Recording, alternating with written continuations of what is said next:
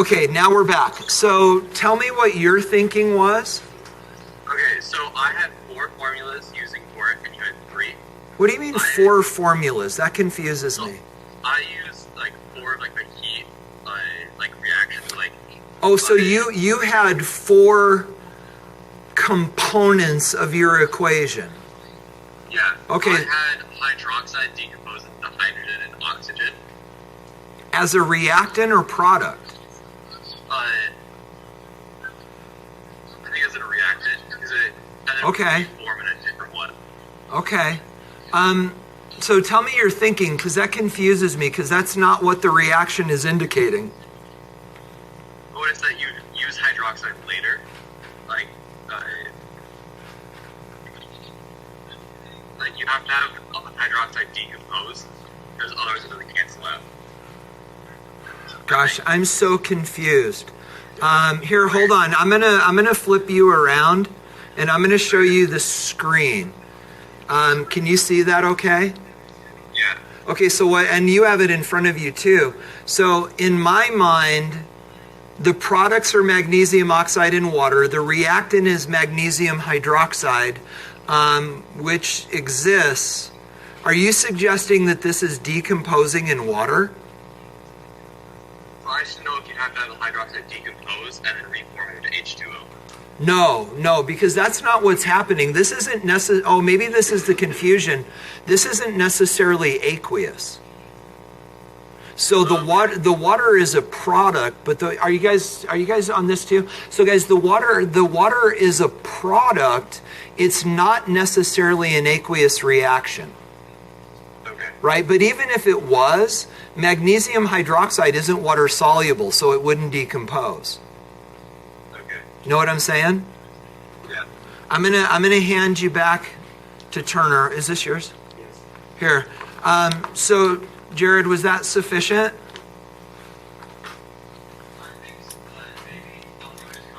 Yeah. Yeah, I'd love to see what you're thinking, but I can say with certainty, I think, that this is the way to solve this. And any other decompositions that you're doing aren't indicated by the reaction. All right? Okay, so not to put you on the spot, and understand this doesn't count as an audition. Do you have a chemistry joke? That's fair. Okay. All right. So, Jared, you're welcome to stay, but this is all also being recorded on the screencast. So, guys, what else? Please. See you, buddy.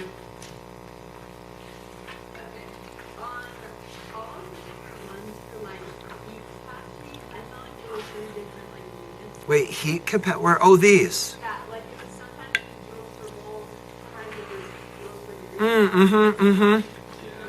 Yeah, so let's talk, right? Yeah, because, and actually, Clara, that's an important observation, because this is where they like to start playing the units game with you. What is the heat capacity per gram, per mole, per whatever? And so would 51 be a good place to look? Okay, so looking at 551, it says, what is the specific heat of water? 4.18 joules per gram per Celsius degree. What is the molar heat capacity? So in that case, all we've got to do is, okay, so do you want me to show you? Oh, wait, I did. Oh, I didn't. Do you want me to show you how I figured that out? Okay, so the idea is this. Okay, so we know that it's, let me use a pen, 4.18 joules per gram Celsius degree. Is that okay? Okay. But then what they're asking us is, what is the specific heat in joules per mole Celsius degree? So we're looking for molar heat capacity. So the idea is, we've already got joules on the top, we've already got Celsius degrees on the bottom, we just have to convert grams to moles. And again, this is for water. So 18.0 grams is 1 mole of water, and then the grams go, and now we're left with joules per mole Celsius degree, and so it's just really multiplying by 18. Is that okay? Yeah, hold on. Let me get rid of this. Okay, keep going. Oh, hold on. Okay, let's look.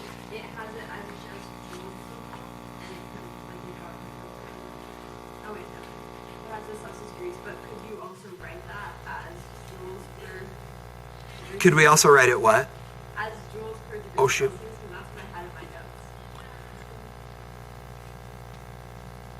notes. Well, hold on, let me catch up with you. I'm not fully tracking with your thinking. That's okay. We can be confused together. Like my computer, which... Oh, I'm drawing dots. That's what's wrong. Here we go. Okay, so looking at 49. Okay, so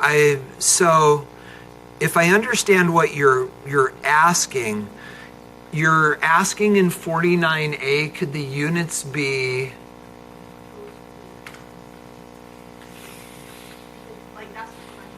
Yeah, and the answer is no. So let's talk about several reasons why. So specific heat is, and the reason they call it specific heat, and we can dig into the details if you want.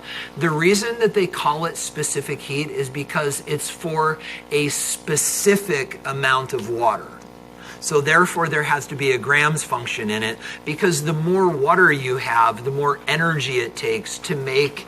So the more water you have, the more energy it takes to make the temperature change. So there does need to be a grams factor in there. Yep. Yeah, right. So if we then look, where does it say heat capacity? Oh. Okay, so the idea then is this. On number 49, again, it's word games, right? So this doesn't, and let me make sure I actually read the question right, because sometimes, but notice what it says. This doesn't say heat capacity, it says molar heat capacity. And this is, let's be more clear about this, because, here, let's go to 51. So if you look at 51, it brings up again this idea of molar heat capacity, right? So now we've got three sort of ideas running around. So we've got specific heat capacity, which is specific to a mass. We've got molar heat capacity, which is specific to an amount of moles, which is also what it's referencing over here in 49. But then we've got another idea, and this is what we're using in lab. And that's not a molar heat capacity, it is a heat capacity. And at that point, it's system specific. So it's not specific heat, it's not mass related, it's not molar heat, it's not mole related, it is heat capacity.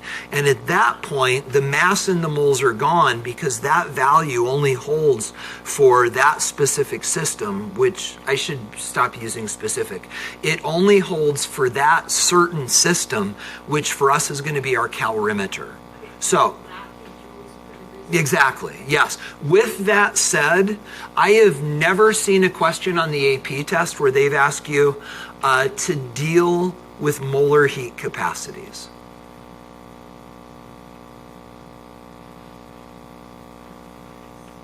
I'm going to make sure Claire's, yeah, keep writing, and then I want to make sure that you catch this.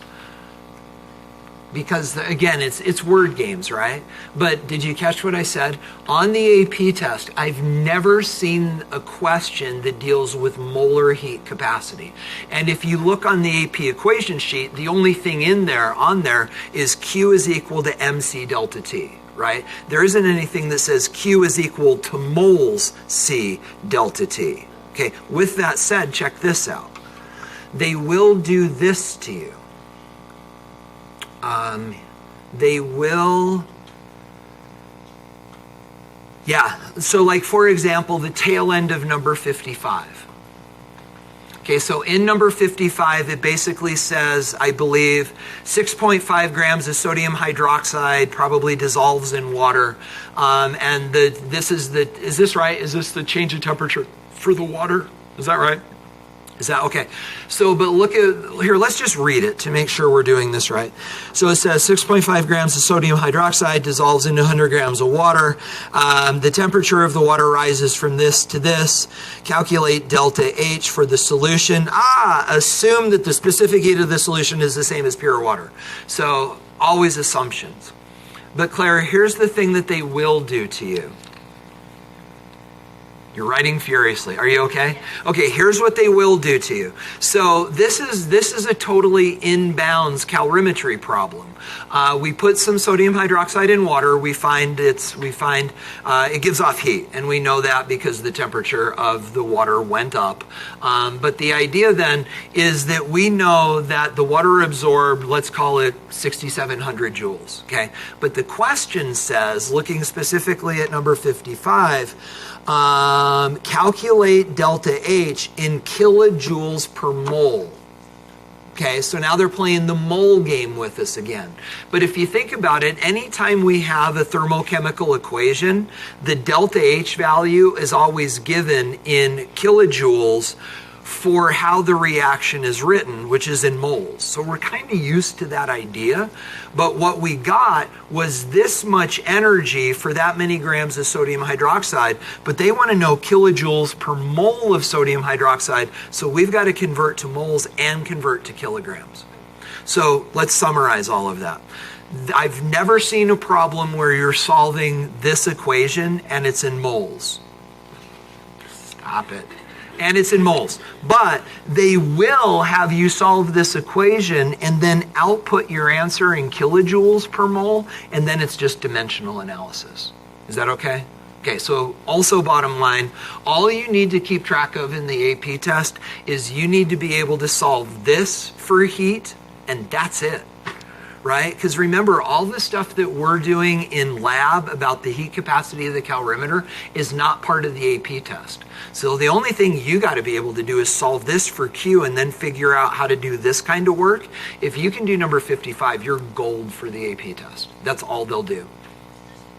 No? Is there, like, I guess I probably wouldn't be able to do this, but if you were given the mass in would you want to convert it to grams before putting it into the... You have to. Yeah, you have, and they could do evil stuff like that, but you'd have to, yeah, because if you didn't, the units for heat capacity of water is joules per gram per Celsius degree. So you'd have to convert moles to grams. Yeah. Okay. What else, y'all? Yeah. Oh, absolutely. Yeah. And so, yeah, good question. So Michael's saying, could we just write this kilojoules over moles? Certainly. Two reasons I don't is one is because you're going to see, can I use the word nomenclature, the way we write things? You're going to see this nomenclature on the AP test. They're going to give you kilojoules, moles -1. And frankly, the reason they do is because it's easier to type. So yeah, you can do it either way, but I try to sprinkle this in when I can just to get you used to it. Notice here I didn't. Up here I just drew a slash and put a denominator, but understand, yeah, just to get used to it. Guys, yeah, please, Elizabeth.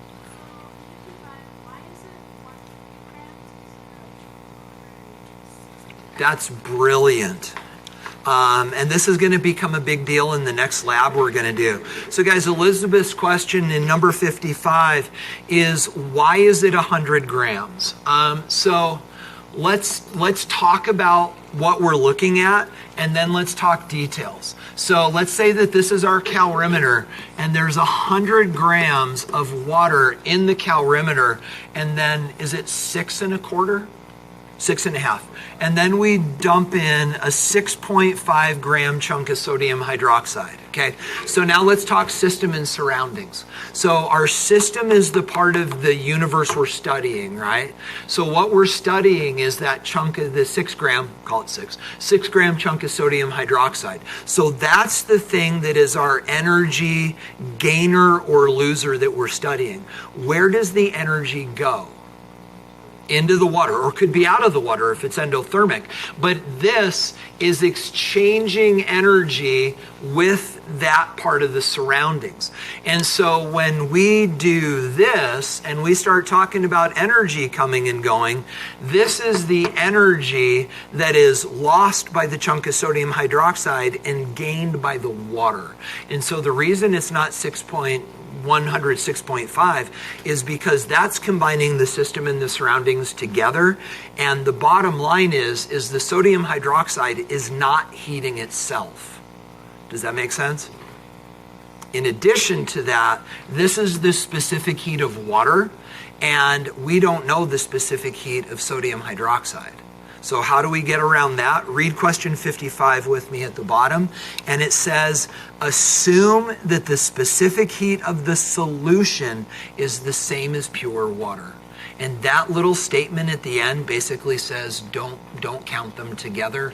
Assume that the water is pure water with sodium hydroxide bleeding energy into it. Is that okay? Yeah, great question. What else, y'all? Good? Okay, so guys, you need calculators, pencils, and a clean sheet of paper. That's it. Didn't we already? Oh, we didn't. You guys want to do that now? Yeah, guys, let's turn in 19. Wait a minute, what are you supposed to remind me?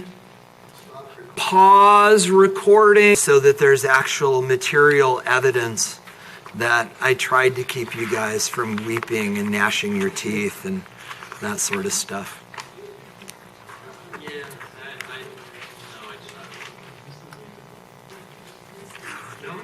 Don't be scared. It's only your future, right? I mean, yeah, it's just your GPA and your ability to be successful in life. And for many of you, the love of your parents is dependent upon your grades.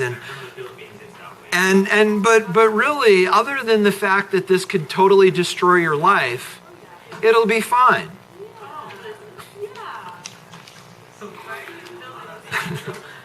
So, guys, with us now removing our tongue from our cheek, we need to have a chat.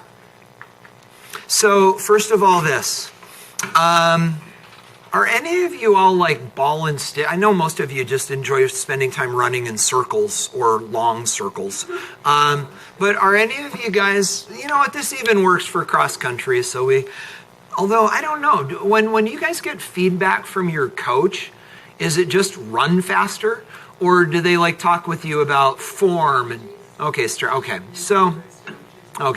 so maybe I mean, it does apply, but maybe not. So let's talk volleyball instead. So guys, you know that I coached volleyball. Do you know that? No. Yeah. So I played club volleyball in college. It wasn't D1, it was club, but still we traveled and it was competitive ball. And then I coached volleyball here for 12 years when I first started teaching. And so guys, as a coach, maybe as a running coach, but certainly as a ball and stick or a more traditional team sport, you spend a lot of time, me as a volleyball coach, working with these girls, helping them to improve, right? And I mean, volleyball looks like just something that happens in the backyard on any particular Saturday afternoon. But guys, if you really get into the details of the game, there's so much going on. And so as a coach, I had to develop a relationship with my players that allowed me to sit down with them and go, you are doing this completely wrong. Let me teach you how to do it right. But guys, understand that if either of those things break down in the coaching process, your kids are going to fail. So if you don't have a coach that's willing to say you're doing this wrong, you're just blowing sunshine at the kids and they're going to step on the court and they're going to get their trash kicked. But then there's also a really negative side to coaching that says you're doing this wrong, you suck, but you get to figure out how to do it better on your own, right? And so guys, if either of those things aren't in place, coaching is not effective. But if both of those things are in place, guys, you got a good coach, right? But there's another component to this. You need coachable athletes. Guys, and it's funny, even, I don't know if you know this, the best man in my wedding, one of my very best friends, is the swim coach at the Air Force Academy. And even at that level, his name's Rob, even at that level, he's like, I don't necessarily recruit for talent. I recruit for coachability. I mean, they got to be fast, but the kids that I'm looking for are the kids that are always hungry for feedback.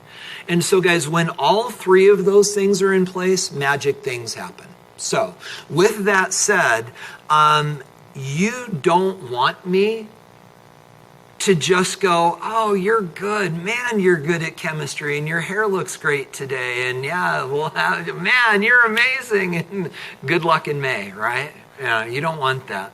You want somebody that's willing to go, here's your strengths, here's your weaknesses, and let's take your weaknesses and turn them into strengths.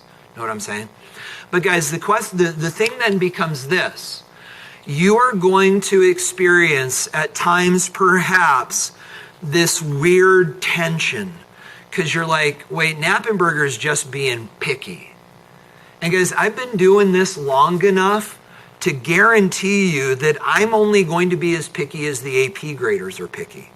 You know what I'm saying? With one exception, and I'll explain it in a minute. There is a place where I'm pickier than the AP graders, and you'll understand why in just a minute. But guys, understand, when you get these tests back, hey, how are you? Good, thank you. Does this really have to happen? Oh, wait, she's leaving? You're leaving? Cancel it. You're going to miss the rest of my motivational speech.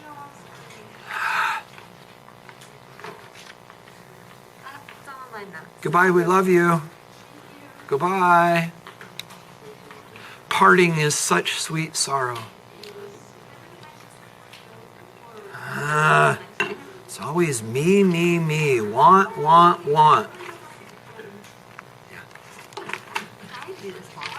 No, don't ever let responsibility get in the way of you just going. Doctors have the same working hours as people. Right. Yep. Goodbye.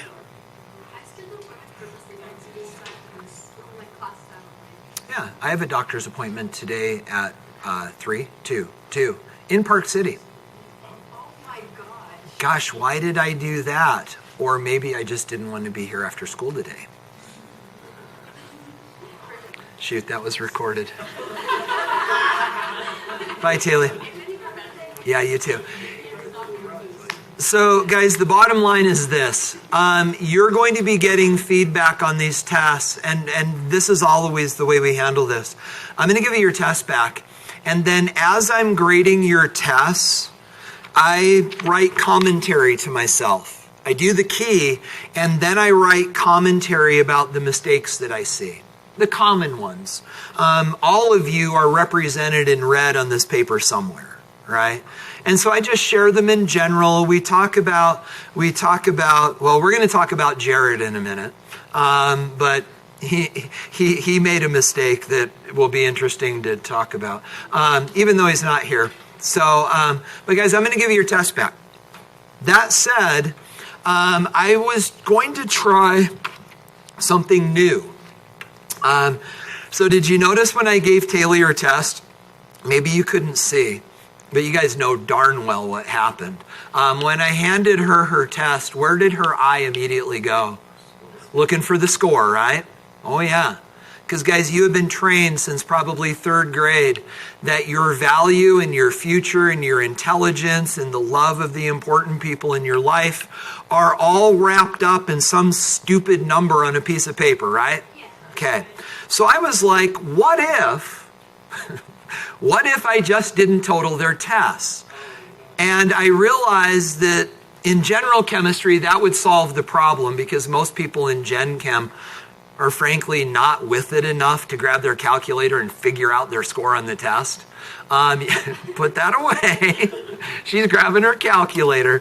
Guys, you're smart enough to figure out your score on the test. And certainly you can do that.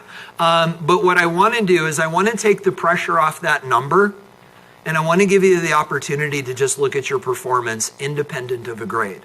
With that said, you also know that I care about grades. And guys, like the worst grade that you can, and I know this is bad in your world, but guys, the worst grade that you can get in this class is a B minus. Do you understand that?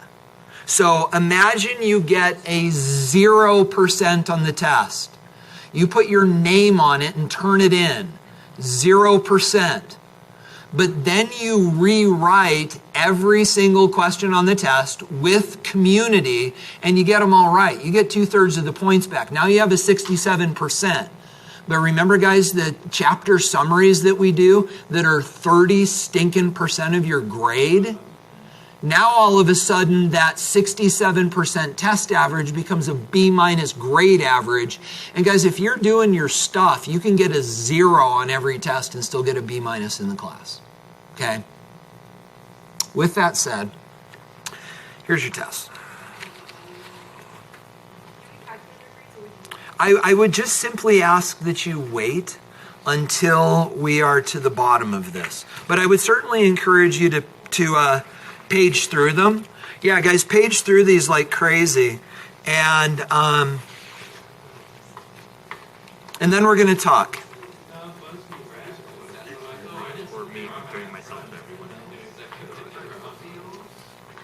I hate when I make stupid mistakes on this, and then I see it and I'm like, I feel like I'm crazy. Would you hand that to Elizabeth?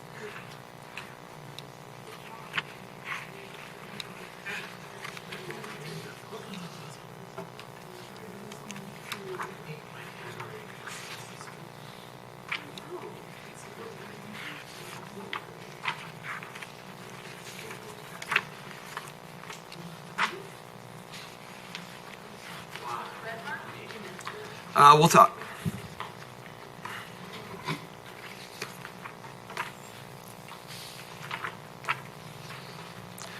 All right.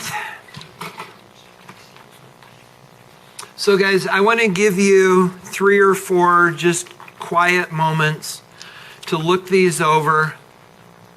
We'll talk all about what all the marks mean in a moment, but just look them over for now.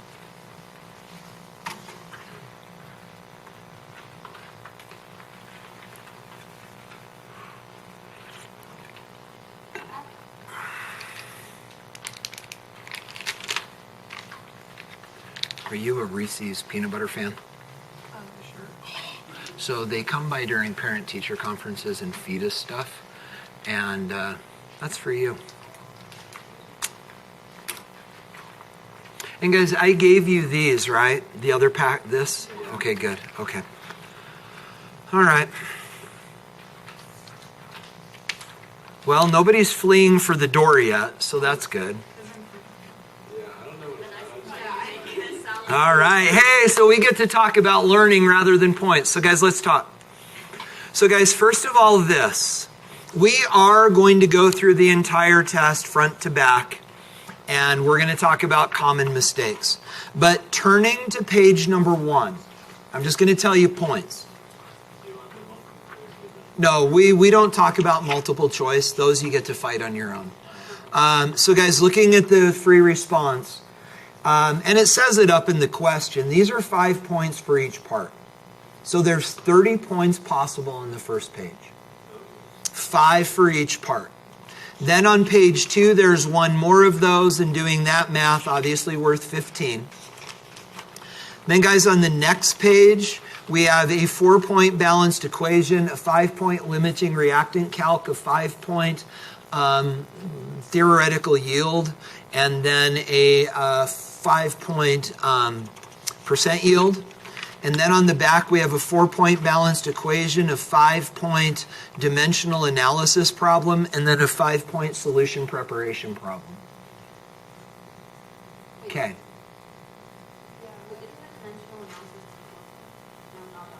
Yeah, no, you okay? So the net ionic, it says it next to it on the right. Yeah, you see them there on the right? Okay. So guys, with that said, you probably, I don't know if you know this about me. I have strangely good relationships with my own children, which I stinking love.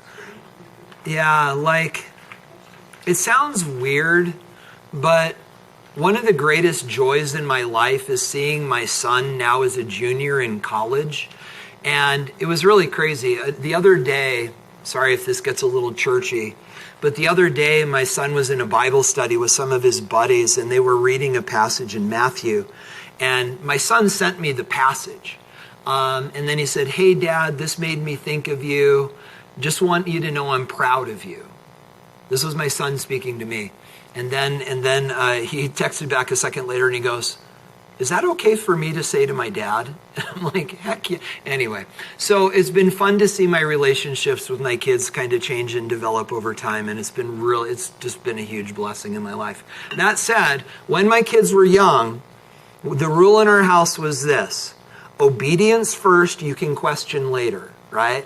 So if I tell you to do something, you're going to do it. But there's nothing that is outside of the realm of, hey, if you don't understand or you don't agree, come talk to me, right? You obey first, but you can question me later. And so that was the way our house rolled. And so my kids would come to me later and they'd be like, "Dad, what are you doing? This isn't fair. This doesn't make sense." And sometimes they were just being stupid. And I'm like, guys, you know what you need? You need a better dad. Because if you had a better dad, this wouldn't be. And so anyway, with that said, you guys know what you need, right? A better teacher. And here's why. Guys, look at the last question on the last page. Holy stinking wow. Guys, I never taught you how to do this. You all did it technically wrong. But some of you, based upon determination and stubbornness and crazy mathematical chops, figured out the answer. Like you did, right? And I think, guys, several of, and including Jared, it's still wrong, but you figured it out. And I'm like, oh, snap. Like, first of all, it's like, I'm such an idiot. I forgot to teach him how to do this. Oh, I know. But your work is brilliant. And the fact that you actually went through and did the math and then your paragraph explained it logically, frankly, yours was one of the first tests I graded. And I'm like, why is Clara making this so stinking hard? And then I was like, oh, snap. It's because I never taught them how to do this. So guys, here's what I want you to do. Grab your rewrite sheet and go to that question on the before you do, go to your tests. Go to your tests, the ones that you got back, and write 5 next to and I finally just stopped grading them when I realized what I did. Guys, write 5 next to that question. And then total all of those points, including the 5 points. Be careful though, because like Claire, I think I gave you points. Did I not? Okay, so if I gave you points on that question, please do this. Don't just add 5 to the score that's on the bottom left. Add the points on number 1, the points on number 2, and now the perfect 5 that you got on number 3. Write that number in the bottom left-hand corner. And if there's another number there, please cross it out. No, this is on your test. Yeah, this is on your test. So guys, you just basically got full credit for that question. Right? Now, guys, what we're going to do is we're going to fix it. So go over to your test rewrite page. And guys, understand, when we rewrite tests, normally you would not rewrite a question that you got perfect, but none of you got this perfect. And the bottom line is the fault was mine. And so consequently, we're going to solve this together. You're going to write this down with me. And then guys, please don't hurt me. I swear, some of you are like, seriously, I spent 20 minutes on this and it actually takes 20 seconds. Yeah, sorry. There is one thing I've got to go grab though. I thought is it 100 milliliters? Yeah. I thought it was 250. I'll be right back.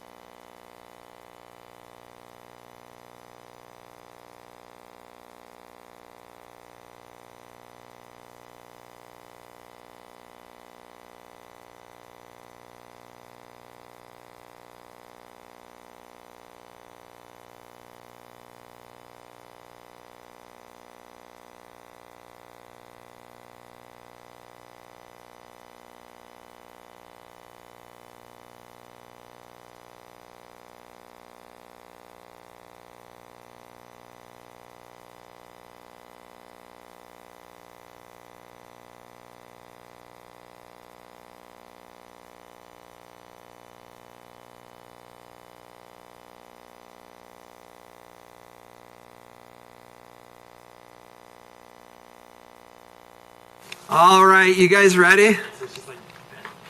Clara, you promise you're not going to hurt me? All right. So guys, rereading question number, whatever it is, the last one on that page. Guys, here's the deal. These solution preparation problems are part of the AP curriculum, but the thing that's weird about them is legally, I can't let you do the things that you're figuring out how to do. And here's why. If you read the question, it says, how would you make this starting with 12 molar hydrochloric acid? So, guys, you don't need to write this down, but let's talk. So when I buy acids, acetic, hydrochloric, nitric, sulfuric, all the biggies. Guys, did I show you the bottle last year? This comes in 2.5 liter stock bottles, and it's saturated. You can't make hydrochloric acid stronger than 12 molar at standard conditions. That's as strong as it gets. And guys, legally, I can't hand that bottle to you. But you still have to be able to think through if maybe in college they do hand you, frankly, guys, the first time I ever actually put this to work was when I became a teacher. They don't even let you make solutions in college, but you got to know how. So guys, you understand the question? You've got 12 molar hydrochloric acid, and you want to make 100 milliliters of 0.1, there's significant digits, 0.00 molar. Okay. Promise you're not going to hurt me? Write this down. Molarity initial times volume initial is equal to molarity final times volume final.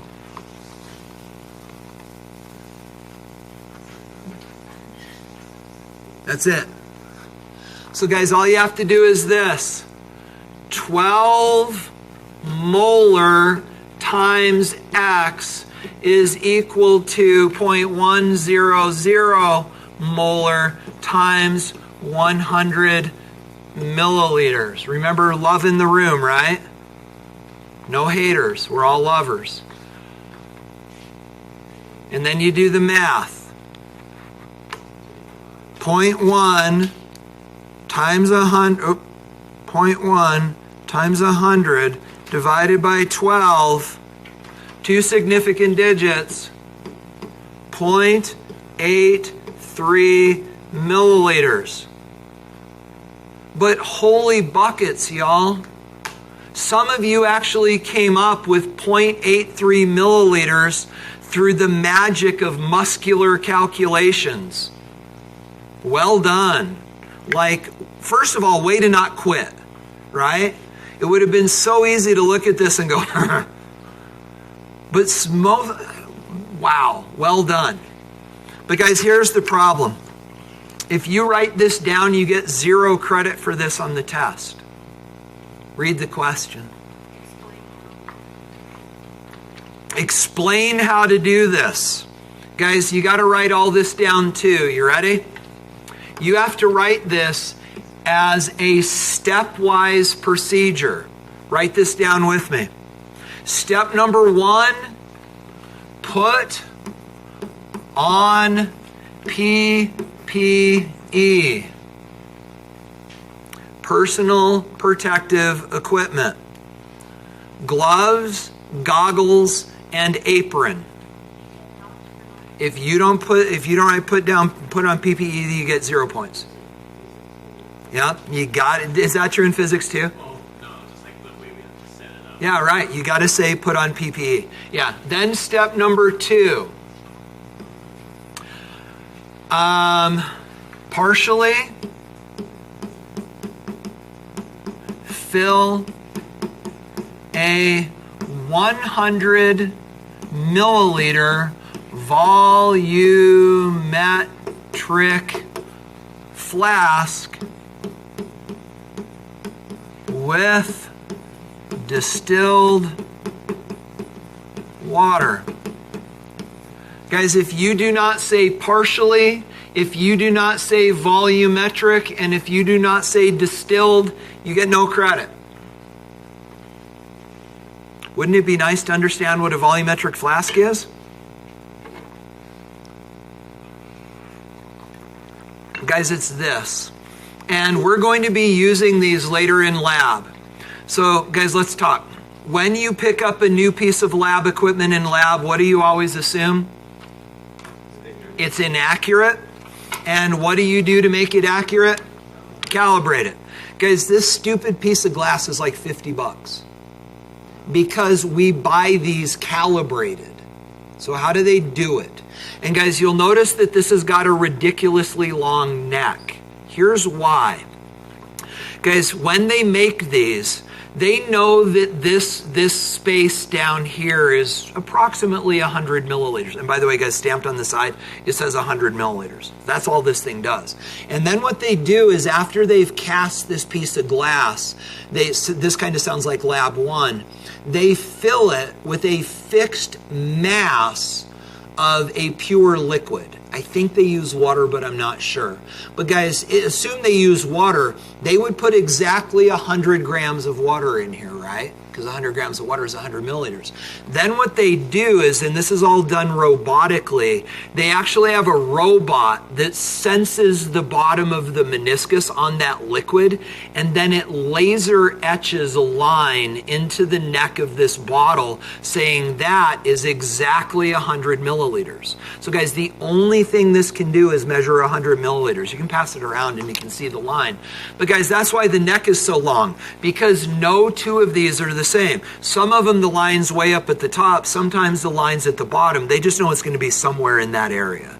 So those are what are called volumetric flasks. Do it quickly if you could, because I don't want you to miss the rest of this, but you see the line there. So guys, in lab we have 100s, 200s, 250s, 500s, and 1 liters. And we're going to be using these later. So now you know. But there's another thing that you need to know as well. You see it there? And they give you a red background just for contrast. You guys can send that down if you want.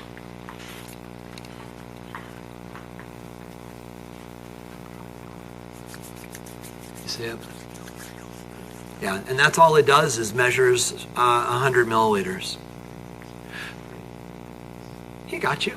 All right. So, guys, another important thing that we need to talk about, another way to get 0 credit for this. If your step 2 is put acid in the flask, you fail. So, guys, we need to talk about this. This is important.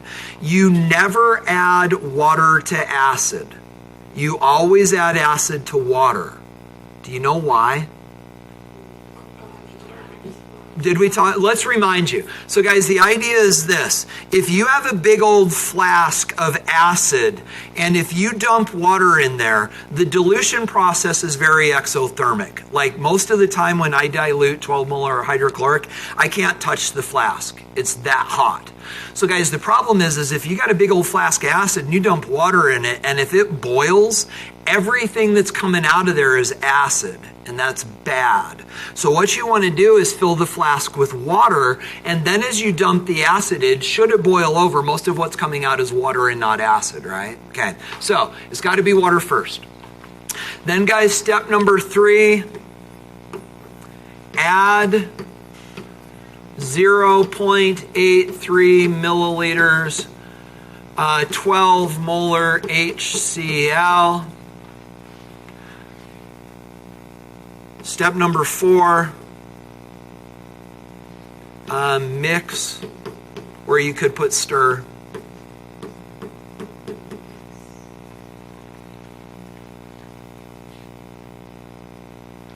And then step number 5, fill to the 100 milliliter line with distilled water. Those are the steps. You got to have all of them. Technically 4 and 5 you could switch. I was taught to stir first and then dilute further second, but you could switch those. But guys, those are the steps that you've got to have to get that right. So sorry. Sorry, man. I didn't mean to hurt you. Yeah, my bad. Are we still friends? Yeah. Oh, good. All right, Clara?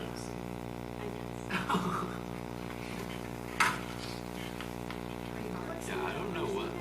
What? Oh, yeah, yeah. I don't know what I did because I got 8 points. Let's not even try to figure it out. The fact that you're off by a power of 10 means you were barking up the right tree. But now you know how to do it the real way, the easy way. So, all right. So guys, with that said, let's now look at the rest of the test. Turning to page 1, grab your tests, put your rewrite sheets away, grab your tests, and guys, be ready to write all over this. So guys, first of all this, we're going to look at question A, which is the aluminum hydroxide.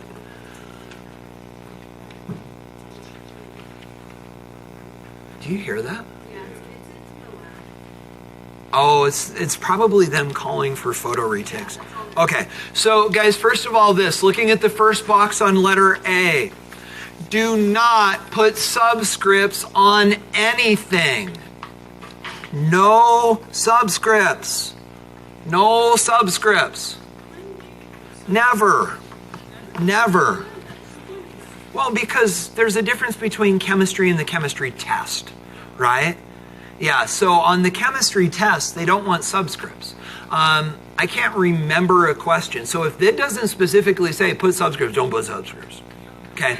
But Elizabeth, the reason that we put subscripts is because it gives us something to draw our attention to when you were learning about net ionic equations, because we could say, okay, this is a solid, therefore it's not ionized in solution and things like that.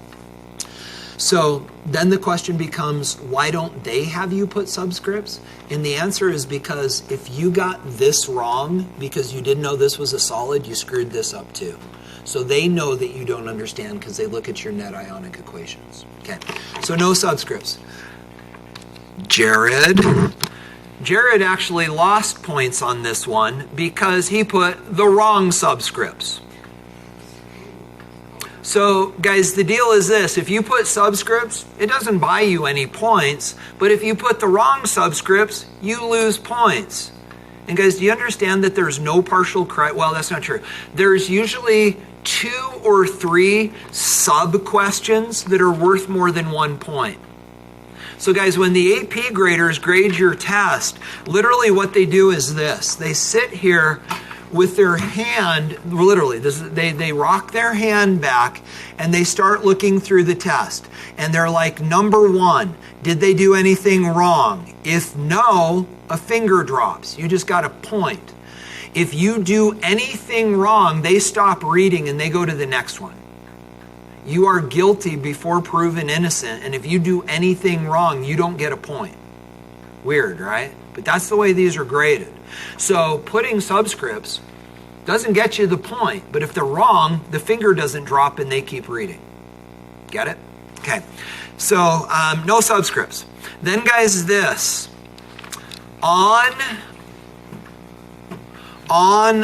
Let's just do the first one. ALOH3 plus 3HBr yields 3H2O plus AlBr3. And I had people go plus 3 minus 1 plus 1 minus 1 plus 1 minus 2 plus 3 minus 1. That's now wrong. Because guys, these are not charged at this moment. This is the complete molecular equation, and we have not yet accounted for dissociation into water. So putting those charges are wrong. So now you're going, wait a minute. I wrote the balanced equations, and then I just wrote in the charges so I could figure out the species in solution. Right. But the problem is you can't write that stuff in the equation because it makes it wrong. So it's information that your brain probably needs, but it's not part of the answer. So what do?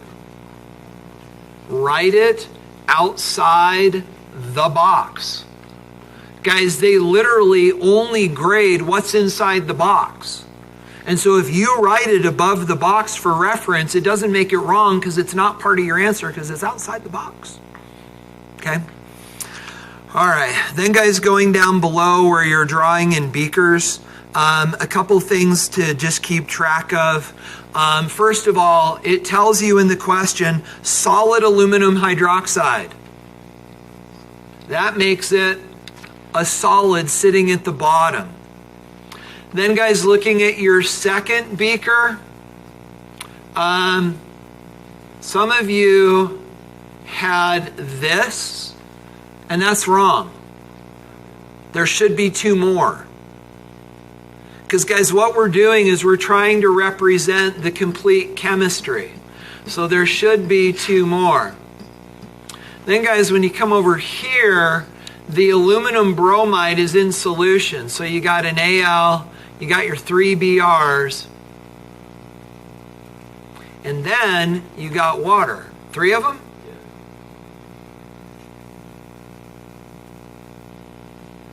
So this is what your beaker should have looked like.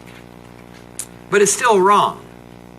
Because then it tells you to kill the spectators. Bromine, spectator. So the bromines are gone. Then, guys, let's just do this full circle. This is aluminum hydroxide. So, guys, the aluminum did chemistry. The hydrogens did chemistry. And so what we ended, and so then the aluminum, no, the aluminum's not a spectator, sorry. The aluminum hydroxide is not a spectator because it was a solid, so let me get rid of that. So then the overall equation is this, plus your protons are forming aluminum ion, and then your 3 waters.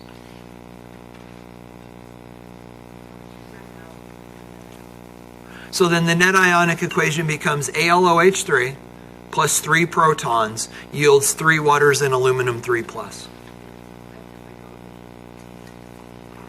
Yep. And guys, understand charge. Some of you just did this. Guys, some of you just did hydrogen. That's not true. These are not hydrogen atoms. They're protons. They're hydrogen ions. Charges are not just like fluffy stuff. They're important. Oh, so on there, like right with like protons? Oh, heavens, yes. Yeah, so that should be positive. Yep. Okay. Yep. You had it here, right? Yeah, so that's that. Because understand that hydrogen and hydrogen plus are completely different things, right? So hydrogen is one, Mila, thank you. Hydrogen is one proton with 1 electron zipping around the outside. Hydrogen ion is just a proton. Those are completely different.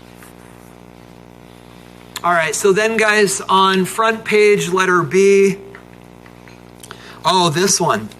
In your center beaker, I got a lot of this. Cl2 floating around with your barium. Guys, Cl2 is a deadly gas.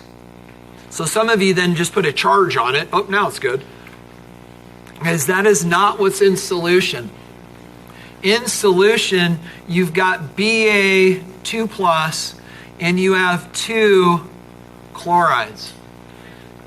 See why they like having you draw beakers? Because if you just wrote down BaCl2, many of you didn't understand that the Cl's break apart. So they can get at a lot of misunderstandings by having you draw pictures. And then, guys, charges again. Then looking at the third one. So, guys, this question.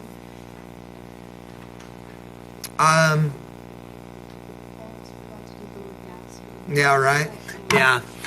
So, guys, here's the deal. The AP curriculum has been going through a lot of revisions in the last 6 or 7 years. There was a radical revision in 17, I think, where they just abandoned all of this math and replaced it with drawing beakers. And as they were going through that process, man, it was a mess. Like they asked this question that says, draw what a calcium ion looks like dissolved in water. And they didn't define what a water molecule should look like. They didn't define what the calcium ion should look like. They didn't define how many water molecules. They got like 1,000 different answers. So they've gotten better at representing explaining how to represent things.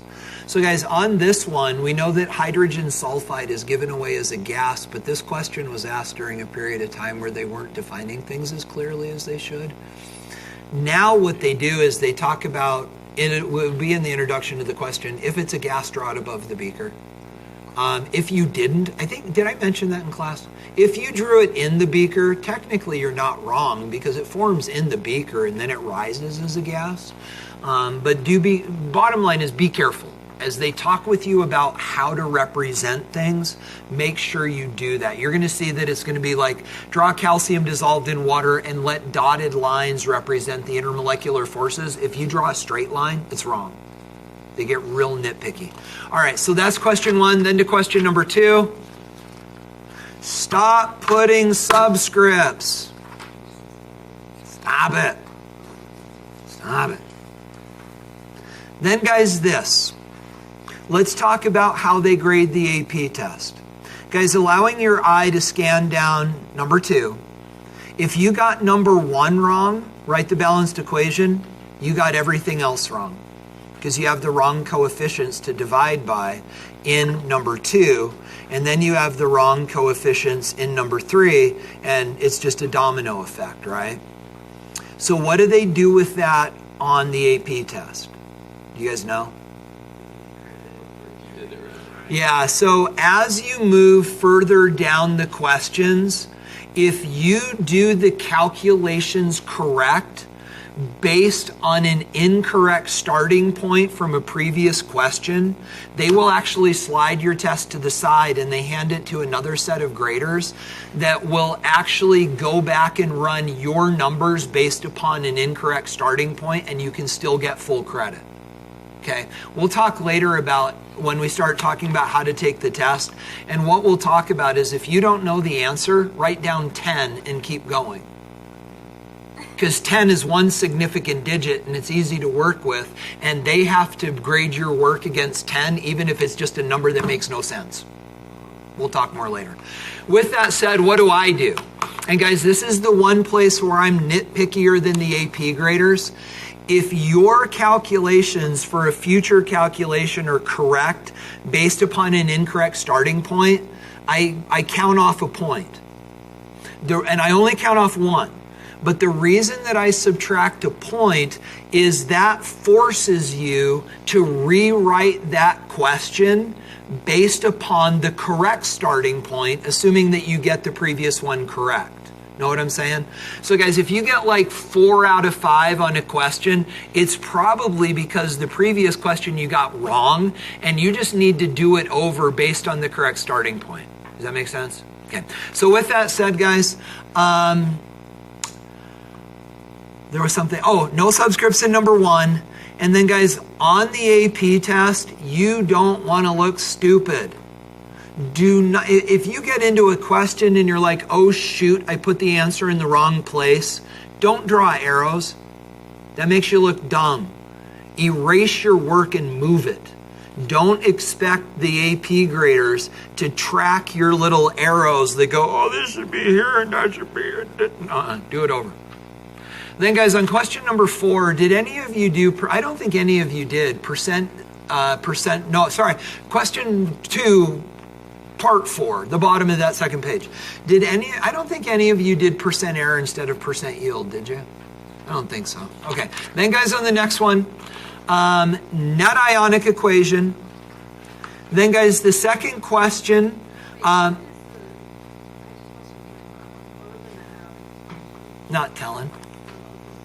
but you got something wrong. But understand this, if you lost a point on this one, there's only 4 points possible. And there were, so what I did, so for each one of the components of this, and there were 5, 2 reactants and 3 products, I just basically went through and I said, right formula, right coefficient. Right formula, right coefficient. And I stopped counting at 4. So if you got 4 wrong, I didn't give you -1, but there's actually 5 places. So that's, and so just something there was wrong. And I know what I said sounded mean, but you'll understand why. Okay, then guys, question number 2 is just a dimensional analysis question. And then guys, my bad. Are we all better on the third part? Okay, big metaphorical group hug. Okay. All right, so guys, with all of this said, what are you going to do? And the answer is you are going to grab this little zippy dude, and for every question that you missed anything, you have to rewrite it on here. If you choose to skip one, I'm going to choose not to grade this. You don't get to pick the ones that you rewrite. But guys, I'm also not expecting you to rewrite the ones that you got right. But I am expecting this. For example, if you go to the 3rd page where we're doing math, and if you just forgot, make sure you hear this, Michael, if you just forgot to put units on a number, you still have to rewrite the whole thing. I'm not going to go back and go, oh, they got the math right, but they rewrite the whole stinking thing. Okay? Then, guys, this is for me. Go ahead. The whole answer. So, for example, if on this page you, on the limiting reactant question, just didn't write the last step where you identified oxygen was the limiting, you got to rewrite the whole stinking thing. Correct. By part, by not all of question 2, just by subparts. Okay, yeah. Are these little things on the side for Hey, here we go. So guys, here's the deal. You guys are well aware of the idea that you want the people that are grading your tests to be happy with you, right? If you do not fill out this part on the left, it's going to be Grumpy Knappenberger grading your test. Let me explain to you why. So guys, when I sit down to grade, and this is a pain in the butt. The only thing worse than grading these once is grading them twice. Okay, but guys, what I do is this. So I look at your paper and I'm like, okay, Claire asked, so we'll say Claire. So Claire's like, okay, I got 2 out of 5 on question 1. Well, A1. So I'm like, okay, she missed 3 points. So guys, now when I regrade her corrected answer, I'm grading it out of 3. Does that make sense? So I'm grading your questions the second time out of the points that you missed the first time. You should get all the points back. But guys, if I then have, because if you leave this blank, then I've got to go back to your original test to figure out how many points I'm grading out of. That makes me grumpy.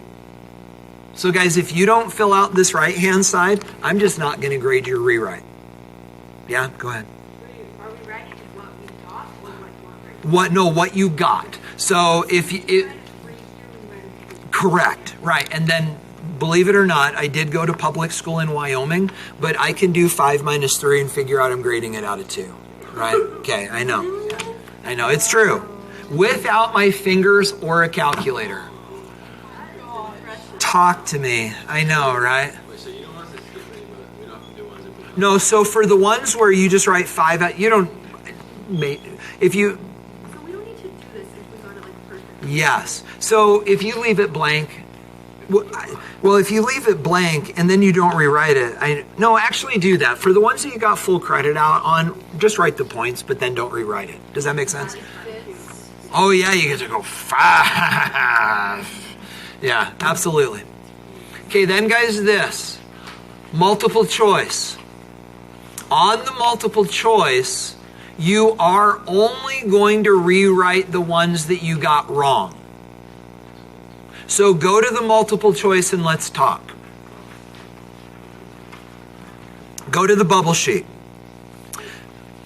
Bubble sheet. Stapled to your original test. Okay, so guys, on the bubble sheet, unlike in general chemistry where we had the bubble sheet reader print the correct answers, in here it just prints lines. So the only thing that you know for sure is that the answer that you got is wrong, so now you've narrowed it down to 3.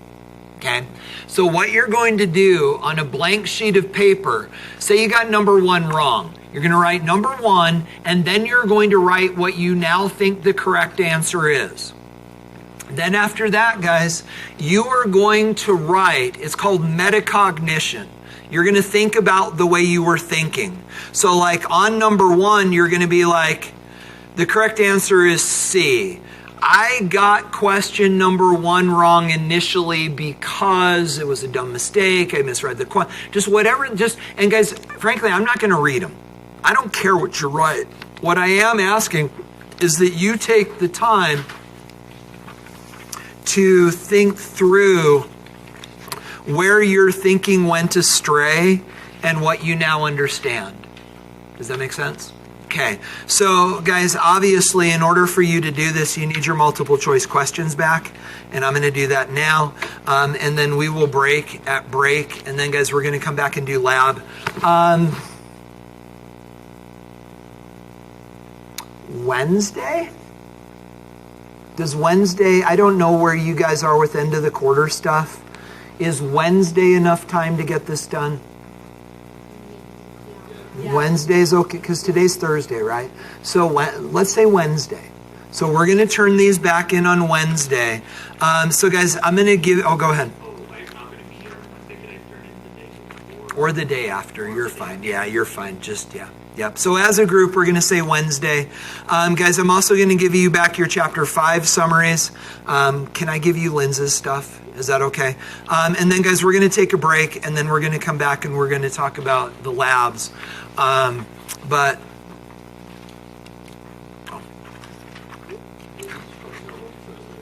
each is worth a point. Yep. Yep.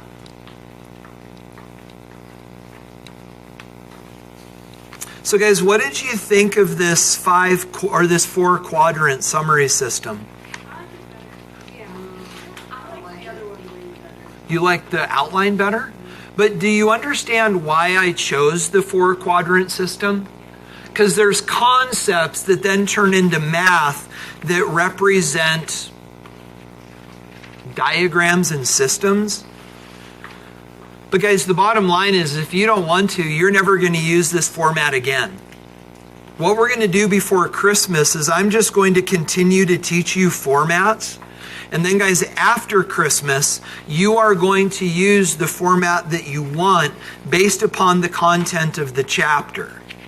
So guys, I would propose to you that this is a great format when you've got deep material supported by math and graphical representations. But if you hate it, throw it out. Don't use it again. Taylor, Jared, Liam. Yeah, so guys, just to clarify, smiley faces are good. If I ever flip it over and it's a frowny face, still good. It just means I flip my stamp over. So, guys, I got one that ain't got no name. Got you. All right. And then, guys, the 3 of you that have taken the quiz again, y'all passed. Yep.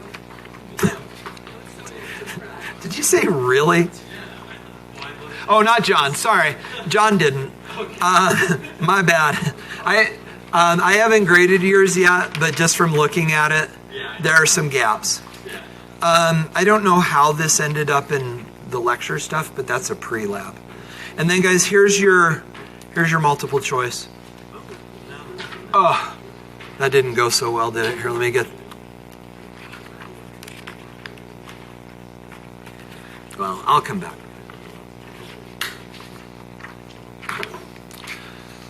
Oh.